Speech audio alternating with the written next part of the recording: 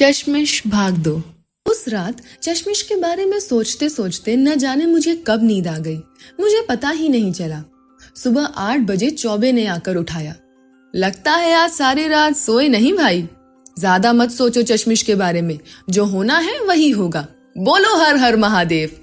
जैसे ही चौबे चिल्लाया, आधा हॉस्टल महादेव के नाम से गूंज गया। हमें भी जोश आ गया, मानो लग रहा था कि चश्मिश मिल ही गई हो हमें। मैंने कहा, यार चौबे, वो तुम्हारी भाभी है, चश्मिश नहीं समझे? अब मत बोलना गुरु। चश्मिश कहने का हक तो सिर्फ हमारा ही है। भोला ने चाहा तो जिस चश्मिश नाम से उसे चिढ़ है ना गुरु, इसी नाम से उसे प्यार कराएंगे हम।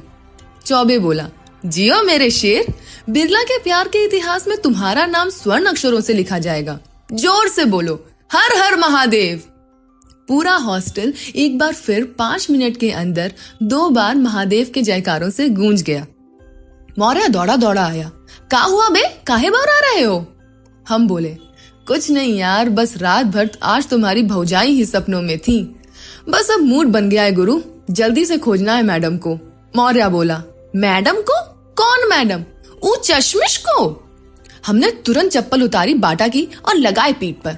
ससुर के भौजाई है तुम्हारी, समझे? चश्मिश केवल मेरे लिए। मौर्य जी तुनकी चप्पल पड़ने के बाद बौरा गए। अब तो साले हम उसे चश्मिश ही बोलेंगे। हमने कहा, ठीक है बेटा कहो, पर हम भी भौजाई को फोन लगाकर कह देंगे कि तुमसे झगड़ा करने के बाद तुम्हें बघेड़ा कहता है। लगाओ बे फोन तो जरा बघेड़ा मैडम को। मौर्य जी इतने पर धरातल पर आ गए। अबे भाई रहने दो, काहे जान लेने पर तुले हो? ससुरी 5 दिन बाद तो मानी है, अगर ये बता दिए तो बिरला में घुस कर मारेगी बे। हमने कहा, चल ठीक है, नहीं कहूंगा। चौबे ने कहा, क्लास नहीं चलना है क्या? मैंने कहा, बस नहाकर चलते हैं। वो दोनों चले गए। मैं भी जल्दी से नहाकर तैयार हुआ और क्लास गया। वहां मेरा मन तो लग नहीं रहा था, बस दिमाग में वही घूम रही थी। किसी तरह क्लास खत्म हुई और मैंने चौबे और मौर्य जी को बुलाया। कहा, चलो लंकेटिंग पर। मौर्य ने कहा, यार तुम्हारी भौजाई भी आ रही हैं। मेरा तो मूड खराब हो गया। मैंने कहा, यार हम लोग वहां लड़की ताड़ने जा रहे हैं और तुम साले खुद साथ में लड़की लेकर चल रहे हो। लड़की ताड़ने से ज्यादा ये देखना होगा कि भौजाई को कौन ताड़ रहा है। चौबे जी हंसते हुए बोले, अरे यार मौर्य, फिक्र मत करो, हम है ना, हमारे अलावा क्या किसी की औकात की भौजाई को ताड़े? हम भी हंसने लगे। मौर्य का मुंह थोड़ा बन गया। मैंने कहा, चल लड़कियों की तरह मुंह मत बना, बुला ले भौजाई को, पर कह देना कि एमएमवी गेट पर रहें, इंतजार नहीं करेंगे, समझे? मौर्य जी ने भौजाई को कॉल कर दिया। हम लोग एमएमवी गेट पर पहुंचे। हम लोग को हेलो कहा। हम दोनों ने भी कहा हेलो। मौर्य ने कहा, हाँ बोलो, कुछ काम कह रही थी ना तुम, क्या काम है बोलो? भौजाई ने जैसे ही मुंह खोला, हमारा और चौबे का पारा चढ़ गया। उन्हें कुछ ज्यादा ही सर्दी लग रही थी। उन्हें रजाई लेनी थी और भी कुछ सामान थे, यानी कि 2 घंटे वो पूरे खाने वाली थी।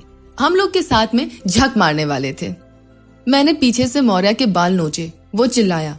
भौजाई बोली, क्या हुआ? चौबे बोला, अरे आराम से चलो यार, पीछे से पैर में ईंट लड़ गया। भौजाई बोली, यार देख के चलना चाहिए ना, पता नहीं कहाँ ध्यान रहता है आपका। हमने मौर्य जी को मैसेज किया कि ससुर के पहले नहीं बता सकते थे कि आज ये लंका खरीदने निकली हैं? तुम ही जाओ ससुर के इनके साथ, हम दोनों बहाना बना के निकलने वाले हैं, पिया मिलन चौराहे पर मुलाकात होगी। हम लोग लंका पर रजाई वाले के पास पहुंचे ही थे। हमने कहा, मौर्य जी आप यहीं रुकिए, हम लोगों को जरा काम है, निपटा लेते हैं, फ्री होकर कॉल कीजिएगा।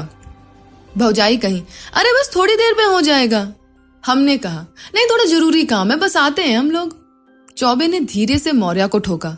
मौर्य जी बोले, हाँ हाँ जाओ, काम हो जाता है तो मैं कॉल करता हूँ। हम लोग भाभी जी को प्रणाम कहकर मौर्य को मन ही मन गालियों से नवाजते हुए वहां से सरक लिए और चढ़ गए बुक शॉप की सीढ़ियों पर, जहां से काम भर की लंकेटिंग आसानी से हो जाए। मैं महादेव से यही प्रार्थना कर रहा था कि बस चश्मिश दिख जाए, पर 8 बजने को आए और वो कहीं ना दिखी। मैं काफी हताश था। तभी मौर्य को कॉल आया। बोला, भाई काम हुआ? मैंने कहा, नहीं यार। मौर्य जी बोले, एमएमवी आ जाओ, तब हम पहुंच रहे हैं। मैंने कहा, यार थोड़ा वही इंतजार करना, आते हैं, कहकर फोन रख दिया मैंने। चौबे जी पूछे, क्या हुआ? मैंने कहा, कुछ नहीं यार, मौर्यवा पहुंच गया है, एमएमवी बुला रहा है हम लोगों को। मैंने कह दिया है कि रुको, कुछ देर में आते हैं। तो चौबे जी बोले, अबे चलो ना, अब यहाँ रुककर क्या करोगे? अब तक नहीं आई तो क्या 8 बजे आएगी? फिर हंसकर चौबे बोला, हाँ क्या पता, अगर किसी से पिया मिलन चौराहे पर मुलाकात कर रही हो तो क्या पता तुम्हारा भी मिलन हो जाए। मुझे गुस्सा आ गया। ससुर के, ये बताओ कि तुम यहाँ उसे ढूंढने आए हो या मन्नत मांगने के पहले से सेट हो? चौबे बोला, अच्छा छोड़ यार। वैसे अब चौबे की बात मैं सोचने लगा, क्या पता कोई हो जिसे वो चाहती हो। मैंने कहा, चलो यार चौबे, अब कल आएंगे, चलते हैं कहकर सीढ़ियों से उतरने लगा। चौबे बोला, क्या हुआ बे, बुरा मान गए क्या? मैंने कहा, नहीं यार 8 बजने वाले हैं, अब नहीं आएगी वो। चौबे बोला, हाँ ये तो है। हम एमएमवी पहुंचे। मौर्य भौजाई से मिलन में सराबोर थे। हम दोनों ने भी व्यवधान नहीं पहुंचाया। मेरी नजरें औरों पर थीं, या ये कहूं कि मैं उन लड़कियों में चश्मिश को ढूंढ रहा था, पर मन में महादेव से कह रहा था कि पिछली वाली मन्नत मानकर अब उसे दिखा मत देना। 8 बज गए, चश्मिश वहां नहीं थी। लंका पर आज उससे ना मिलने का जितना गम नहीं था, एमएमवी पर उसे ना देखने की खुशी ज्यादा थी। अब सभी सजनी अपने सजना से भावपूर्ण विदाई ले रही थीं। अब तक ये दृश्य देखकर मौर्य का मजाक उड़ाता था, पर न जाने आज क्यों चश्मिश को महसूस करके ये दृश्य दुनिया का सबसे प्यारा दृश्य लग रहा था। वास्तविकता भी है, जब प्रेमी जोड़े मिलने के बाद दूर होते हैं तो वो दृश्य अपने आप में अद्भुत होता है। अगर मुझे पेंटिंग बनानी आती तो मैं पिया मिलन चौराहे के उस दृश्य को जरूर उकेरता। खैर, मौर्य जी अब फुर्सत पाकर हमें कॉल किए। हमने कॉल को काटा। चौबे चिल्लाया, इधर इधर भाईजान।